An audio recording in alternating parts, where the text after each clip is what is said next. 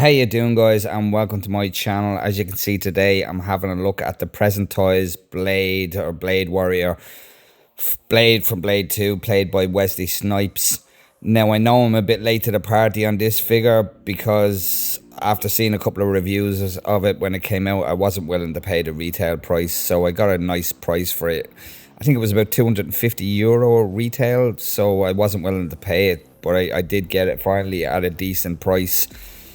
The quality from the reviews I seen and the scale of the figure wasn't great, but I will show you something here, guys. This is a replacement for my very first 1/6 scale figure, which was the Toy Biz Blade, official Marvel Studios Blade 2 figure. This came out in 2002, and for its day, it was absolutely fantastic. I loved it for years, long before I even knew what a hot toy was. And it served its purpose. I really liked it back in the day. You can see it has the red lining and the jacket there, and it has all the details. It's a bit out of proportion, but it looked well enough back in the day. And the head sculpt, to me, was accurate enough back in the day for Wesley Snipes. I will point out, though, that this head sculpt looks better now than it did in 2002 because I have since repainted it to make it look a bit more realistic and less toyish looking, and I'll put up some pictures that up in a few minutes showing the difference between the repaint and how it looked before. And I'm also going to show you a picture of how a 1/6 scale body looked underneath this clothing.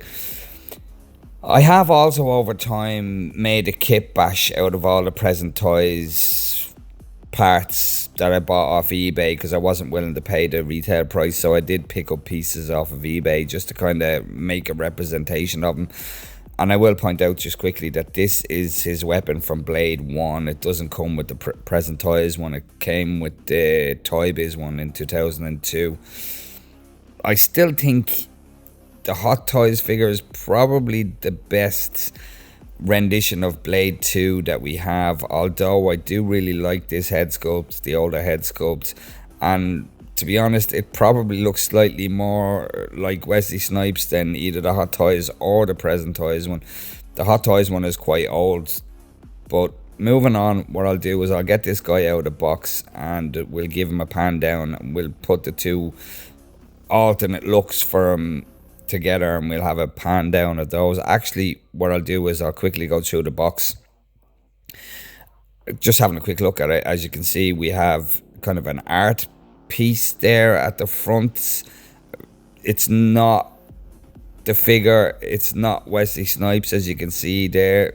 It's just a piece of art. On the side we've Present Toys, and on the back we have some warnings of Blade Warrior written on it, and the theme of the box is good enough.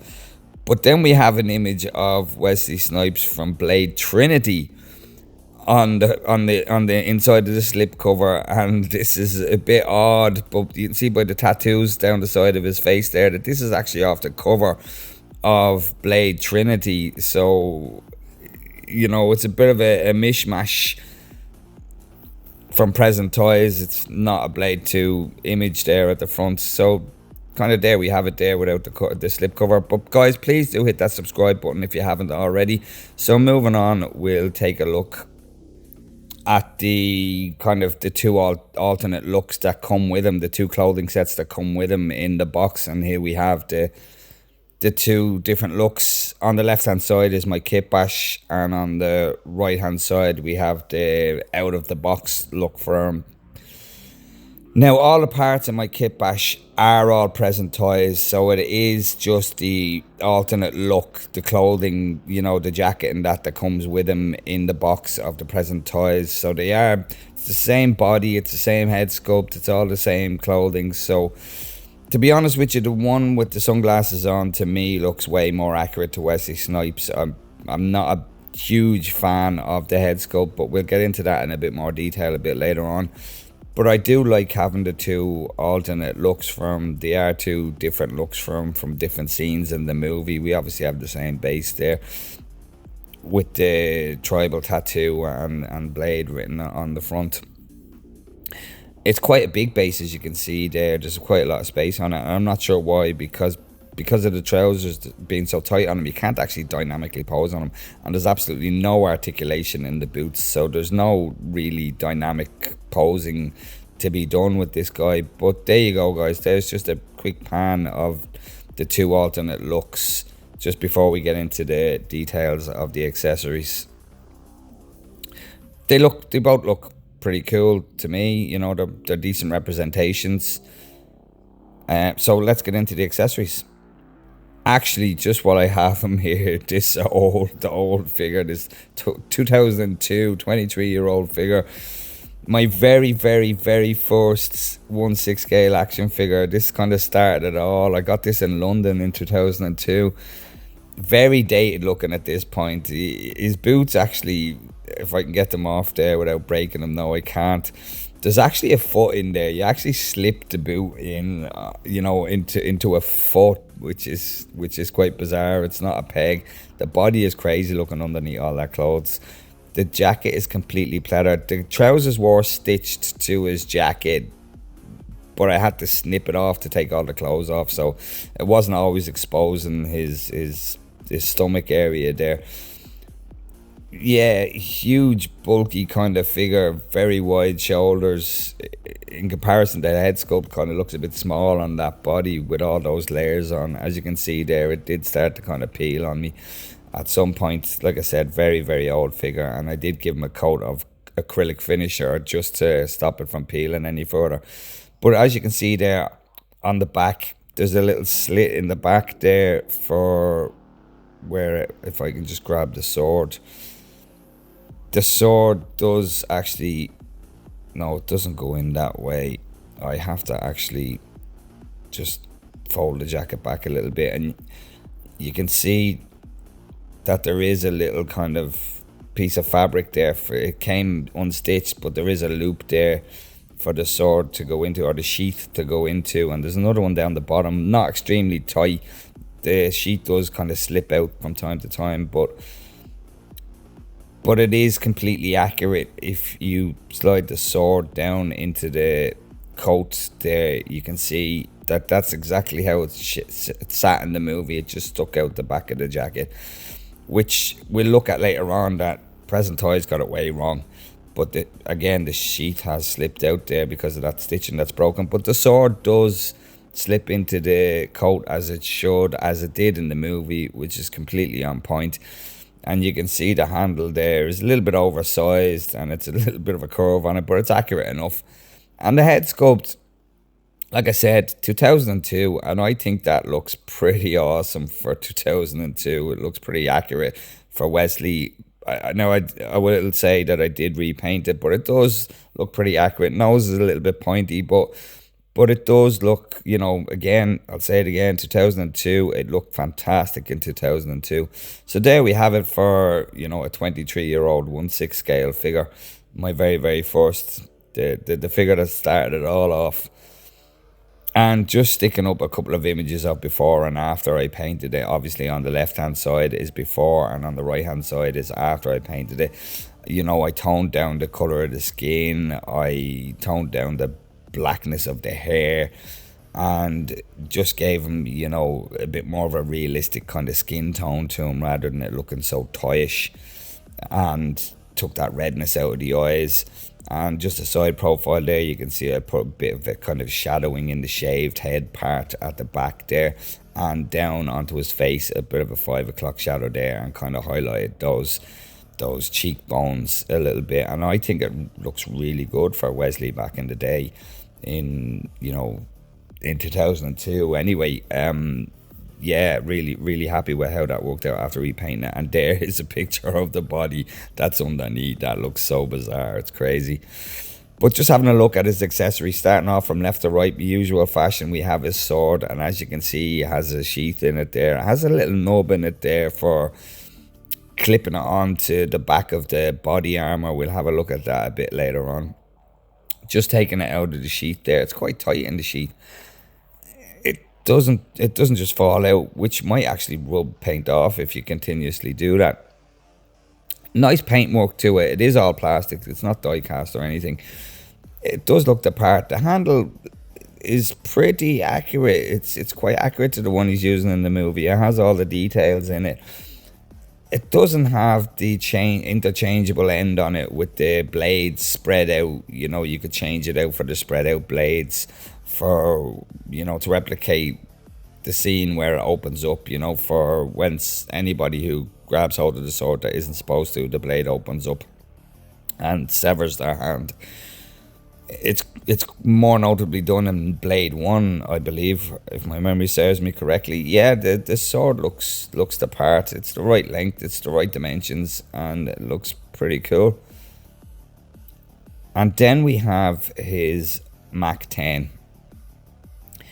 Heavily modified Mach 10. It has a compensator slash silencer on the front with this added part on, which I think is only to add support to the compensator. And it doesn't have any moving parts to it, but other than the mag. And as you can see, we have some regular old goldish, bronzish kind of bullets, which is not correct. I'm pretty sure Blade used silver bullets. And if I just grab a hold of the 2002 weapon from Blade 1, this was made in 2002, as I said, by Toy Biz, and they actually got it correct. They put some silver bullets in there, so I just want to mention as well with this Mach 11, not to be mistaken with his Mach 10 from Blade 2. He used a Mach 11 in Blade 1. And just a fun fact that this compensator that was put onto the front of the Mach 11 it's the end of a Mach 10 that was put onto it. It was put on the front on, and this piece at the bottom was welded on as a support. But that compensator there from Blade 1's weapon was actually made by cutting the end off of a Mach 10 and putting it on the front. So fun fact there, guys. The color tones is all wrong on that Mach 10 as well. It should be more of a gunmetal grey. But not the end of the world. Not the end of the world, guys, And then we have his H&K USP. Again, modified. He obviously wields two of them in Blade 2. And it has a compensator on the front. It's supposed to be a laser sight, which is supposed to be black. It's not supposed to be silver. That laser sight underneath the compensator there. And some kind of rail system put on it there as well. But it is a H&K USP. And again, we have a mag that comes out, and we have a standard bullet there. Again, it should be a silver bullet dipped in garlic, if I'm not mistaken. Then we have his hands, 6 hands in total. We have 2 trigger hands. They're a matte finish on the glove. They look the part. They have kind of this little rib part in them. They're not overly detailed, but they do the job. 2 trigger hands. We have 2 gripping hands here, one for the sword and one for holding his boomerang blades. I think they could probably both hold the sword, but that one there is definitely for the sword, and that one there is for the boomerang blades. Then we have another kind of sword or boomerang blade hand, and maybe that's for actually these weapons here that he uses in one of the final scenes in the movie. Maybe that's for them there, I'm not 100%. And then we have just a gesturing hand, I suppose we'd call that. So there we are for the hands. And just while I have this in my hand here, we have these devices here that he uses towards the end of the movie. I think, if my memory serves me correctly, he puts the compound that the hematologist creates, and he injects cartridges into it and stabs the vampires, and they react to it. And you can see they have a mechanism there where it goes back and forward, and it is a bit loose, as you can see, but it does pull in and out. But I think they're only featured in one scene in the movie, if I'm not mistaken. Then we have his sunglasses, and we can't have Blade without his sunglasses. They are a little bit translucent. They're not mega translucent, but they are a bit as you can see the blade through them, the blades there through them. So, they're not jet black, they are translucent. And if I'm not mistaken, Blade was wearing a pair of Oakleys in that movie. So they are missing the Oakley branding, but that's no surprise, really, is it? And then we have his boomerang blades that he throws as well, and they open up and close, which looks pretty cool. And it's nice that they open and close and they're not just static. Might be a little bit oversized for the figure, to be honest. I don't recall them being that big. I think they might be slightly oversized, but not a deal breaker, not the end of the world. And then we have his harness that he holsters his H and K's USPs into, and you can see there's a magnetic little clip on them there, and the weapons just slide in if I can get it in. There we go. And just clip closed like that. So it does, they are fully functioning. As far as I can tell, that's a pleather, guys. I think that's a pleather. I might be mistaken, but I think that's pleather. Yeah, as far as I can tell, that's a pleather, guys. And then we have this nylon material on the back. And again, we'll have a look at them on him a bit later on. We'll have a look at the harness on him a bit later on. And then we have his bomber jacket that he wears. And this is quite small looking, to be honest. But the body of the figure is quite small. You can see it has magnetic clasp on it. There's magnets. There's no zip or Velcro. You can see the little magnets there, the little studs, and the magnets on the back there that just clip it all together. The stitching is okay. It's no complaints with the stitching. It's very thin. It feels like a plastic bag, to be honest with you. It is elasticated on the cuff part, which is a nice little touch, but it just seems so short. It just looks very short because it's such a small body. And then we have this separate material here for the collar, which is on point, makes it that little bit more accurate. And it is a black bomber jacket, as it should be. So there we have it for the accessories, guys. So moving on, we'll take a look at the figure itself.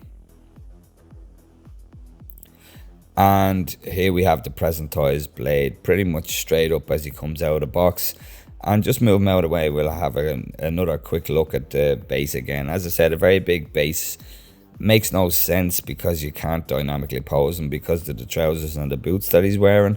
We do have a contrasting red and black with this tribal design on it, it's in theme with the tattoos that Blade has. And then we have some correct text, the accurate text that says Blade on the front, and there is a bit of thickness to it. It's quite thick. Moving on, we have the figure itself. And starting off in my usual fashion from bottom to top, we'll have a look at his boots. Completely movie accurate as far as I can tell. They're a bit small, but it is a small figure. No weathering on them. They're just a plain black boot, if I can get it into focus. We do have the silver buckles for the laces, which are painted quite well, and there's a bit of detail to them. They do go up past his ankle as they should. A nice little relief on the lace as well. You can quite clearly see the lace, which looks good, and there is a bit of detail at the top. You can see these little holes, in the back at the back of the leg there, which I'm not sure if that's accurate because you don't see that much of the boot in the movie. There is a little greyish kind of wash through them as well to highlight some of the raised parts. And then at the bottom we have a nicely detailed mould on the sole of it. So no real complaints. The only complaint I have is no articulation whatsoever, and it really hinders the figure. Moving up to his trousers, 100% genuine leather trousers, guys. These will never deteriorate, they'll never flake, they'll never fall apart. Thank God. No weathering on them, there shouldn't be. Only one back pocket. I'm not sure how accurate that is to only have one back pocket on them. I'd be inclined to say that was just laziness on Present Toys' behalf. But they fit him quite well. They're snug on him, but there's no dynamic posing out of him, because if you pull those legs apart any further than that, you're gonna split that stitch in the crotch area. So there, he's very limited in posing because of those pants being so tight on him. And I will point out, guys, although these are 100% leather, they're not accurate to the movie. Blade was not wearing leather trousers in the movie. He was wearing a stretchy, kind of elasticy pair of slacks or trousers. So he wasn't actually wearing leather pants. So it is a mega inaccuracy. He shouldn't have them on him at all. But it is nice that we at least got 100% genuine leather trousers, even though they're not accurate. You can see there is a little lip with some nice stitching at the bottom of them there, and all the way up there's no complaints with the stitching. It all looks pretty neat, but as I said, just not accurate at all for the trousers he was wearing in the movie. And of course, on his leg there we have his vampire stakes, 5 vampire stakes, as we should have. And you can see there the nice little bit of detail of the little studs on them as well. This part here kind of feels like leather. I'm not 100%. I'm pretty sure it is leather. I'm not sure they'd make the trousers leather and not make that part leather there. You can see we have this nylon kind of belt part coming up the leg, and then around his waist we have the belt that holds the rest of, that holds that belt on to his stakes. And we do have a functioning buckle. If I pinch that closed, it will come off. It is a functioning belt. It's a slight little bit oversized, but it's not a deal breaker. Up to his body armor, and you can see that his trousers are a little bit too high. I think they're a little bit too high anyway, because if I have his back arch there, and you can see this little buckle here exposed, but when you have him standing up straight, it's hidden by the bottom of the body armor, but not the end of the world. This part here, this material here that's on the body armor, it's pleather. That doesn't feel like leather to me. That's a pleather, which is a bit of a bummer, because if anything's gonna deteriorate or peel, it's gonna be this here. So I'll have to treat that with some 303. It does have all the features of it there. It has the little studs at the side there, and these little kind of Velcro flappy bits, I suppose you'd call them there. Oh, you can see there that has actually come out and come off, which absolutely is not supposed to happen. I'll have to fix that back in place. That's not supposed to come out, because that's not how you undo the body armor. It actually buckles up from the back. We'll have a look at that when we're having a look at the alternate look. We'll be able to look at the body armor and the back of it a bit more closer. So then moving on, we have his, again, genuine 100% leather coat that he wears in the movie. Quite accurate. Mine's a bit warped from how it's been sitting in the box, but it is 100% leather. You can see it has the movie accurate red lining in it, and that is absolutely on point. It looks great. Stitching is all fantastic. No loose bits. That jacket feels really soft and supple. It feels so nice. I really like this coat that he's wearing, and it fits him quite well. You can see, okay, it's a little bit small on him. It wouldn't buckle up, but he doesn't buckle up in the movie anyway, so it's always open. And the collar isn't oversized, it's not wild, it's not, it fits quite nicely. All the stitching all up it is done really well on the collar. You can see how nicely done that is, and all up the length of it there, all the stitching is done really nice. It looks so well. I'm really impressed with this coat that he's wearing. And moving around to the back, we have this hole here and a little clip for attaching the sword on, which is completely inaccurate. There should be a hole at the top, as you've seen in the old figure, the 2002 figure. There should be a hole at the top there. That is completely inaccurate, putting the sword on his back like that. It should be down inside the coat, and the sword should be sticking out the top. That's not going to fit, guys. I was just going to try to show you there. But there should be a hole in the top there, and all of that sheet should be hidden, and just the handle should be sticking out the top of the top of the jacket. So that's a massive inaccuracy on Present Toys' behalf. You know, they got that extremely wrong, and it doesn't look the part at all. And then we have some nice stitching again all up the back. No complaints about the stitching so far. Like I said, my only complaint so far is the inaccuracy, in the sense that it should have a hole there and the sword should be inside behind the coat. So mega fail on their behalf. But that's the one look from there. So what I'll do is I'll grab a hold of the alternate look, the alternate clothing outfit that comes with him, and we'll have a look at that. And here we have the alternate look from the alternate clothing set. As I said, the trousers are inaccurate. It's not a deal breaker. It's not the end of the world. But just having a closer look at the body armor, now that we have the coat off him and it's not covered up, you know, and just moving around to the back, you can see there's a bit going on there at the back. I'll just take this sword off. As I said earlier on, it just clips on there, and it looks really well with this outfit. You know, this is how it absolutely should look. But with the coat on, it just doesn't look right at all. I know I keep saying it. It's a real gripe I have. As you can see here, it is a very tight fit. This is how it buckles on. It just snaps, you know, on and buckles up from the back.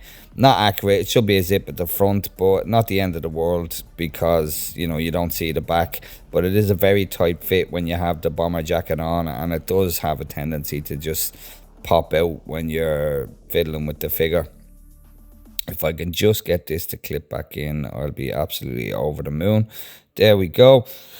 So there we go. This is with the holsters on for his USPs, and this is the outfit he's wearing when he's in the sewer. You know, they're a little bit oversized, those holsters, as you can see there, because the figure's so small. You can't actually get his arms to close in with the side arms on him. They're a little bit oversized. In Present Toys' defense, Wesley Snipes isn't the tallest guy in the world. He is 5'9" in height, so I do believe he is a little bit wider though than what they have him represented as here, especially in the waist area. And this buckle here is hidden. I have his back arched, you know, so when you lean him forward, it's actually hidden. So I think the trousers are a little bit too high up. You can see he has his side arms holstered in there, and if I just unbuckle it there and take them out, or take one of them out anyway, as you can see, they do fit in. But just these holsters here are just a little bit oversized, so they hinder the figure, especially when he actually has the weapons holstered in. And then we have his bomber jacket on him there, which it looks pretty well. It fits him quite well, you know. You can see it is, you know, the collar of it doesn't get in the way. It doesn't hinder the neck. It doesn't make the neck look short. But yeah, it's a really nice alternate look for him, you know, with the exception of the holsters just being a little bit oversized. And again, these holsters, as far as I can tell, are made of a pleather, just like the body armor. It may deteriorate over time, but at least his jacket and his trousers won't. So let's get a little bit closer and have a look at this head sculpt. And here we have the Present Toys head sculpt. And to me, honestly, it doesn't quite look like Wesley Snipes to me. It looks like a close relation to Wesley. It looks a little bit older than it should for Wesley Snipes back in 2002. You know, it looks a little bit older. It kind of looks like Uncle Wesley. You can see he has this dark line across his forehead. That just makes him look a little bit older. The eyebrows are a little bit off as well. it's not way off. The identifying features obviously are the hair and the tattoos. And just having a look at the side profile there, you can see there's some great texture in the sculpt. You can see the vein work in it and the texture in the skin, and the same on this side here. You can see some more vein work and great texture in the skin. It looks really good. There's vein in his forehead, and the paintwork is done very well as well. Although I think it's a little bit lighter for Wesley Snipes' skin tone. The tattoos on the back look really good. They do look like tattoos. There's kind of a bluish hint off them to make them look like, ink. I do believe that this V shape in the hair is a little bit longer than it should be. I don't think it was that long in the movie. I'd have to look back, but I think it was a little bit shorter. And like I said, the tattoos all coming up over the side of his ears and stuff all look absolutely fantastic. I just don't think it looks quite like Wesley Snipes. And in my opinion, nor did the Hot Toys one. I think the Hot Toys one probably looked less like him. I don't think anybody got it right. I think the new Hot Toys one that's coming out next year from Wolverine and Deadpool and Wolverine looks like the most accurate one. With the glasses on, he looks more like Wesley Snipes because we've covered up his eyes and his eyebrows and most of his face. This is the best way to pose him or display him, in my opinion, is with the glasses on. If you'll just focus for me there, thank you very much. Yeah, the glasses on. Why is it all of a sudden not focusing? There we go. So yeah, it looks more like him, with the glasses on, and that is completely acceptable. It's not a bad sculpt. We know who it is because of the hair sculpt and the tattoos and the outfit, but it's not 100%. But it's acceptable. And what I'm gonna do now is I'm gonna actually just for a laugh, we're going to put the old head sculpt, the 2002 head sculpt, next to this head sculpt and just have a little comparison. And here we have them here. And the old head sculpt, the one on the left, does look like Wesley Snipes back in the day. I think the skin tone is a little bit too dark. And I think the skin tone on the one on the right might be a little bit too light. I'm not sure. But between the two head sculpts, there is a Wesley Snipes head sculpt in there somewhere. I think they both look fairly okay. Granted, the one on the left is, and I'd say it again, 23 years old. So, you have to make exceptions for that. But it does look acceptable, in my opinion, with the glasses on, as you can see here. They both look way better with the glasses on. They both look more like Wesley Snipes with the glasses on. Granted, the one on the left is so old. There are some details of it that aren't amazing. But there we have it for the Present Toys Blade figure. You can see that I have 3 different looks for him here. We have, on the left, we have the alternate look to the one on the right there, both Present Toys. And in the middle, we have a kit bash that I made with the old head sculpt on it. And you can see I put a pair of trousers on it there, which are more movie accurate than the Present Toys ones. So I have kind of got 3 different looks from here, from 3 different scenes in the movie. We obviously have the main look from the start of the movie. We have the look on the left for where he's down in the sewers. And then if you remember the movie, the middle look is from where the vampires break into his lair and he has a sword fight with, who was it? Nisa, was that her name? The main vampire's daughter. So 3 different looks from there. 3 different representations. I think they look pretty cool. I wasn't willing to pay the retail for the figure, so I did get a good deal on him, a good price for him. So I am quite happy now. I do hope Hot Toys make a 2.0 Blade 2 figure. I think it would look absolutely fantastic. So there you have it, guys. Please hit that like and subscribe. Thanks for watching and take care.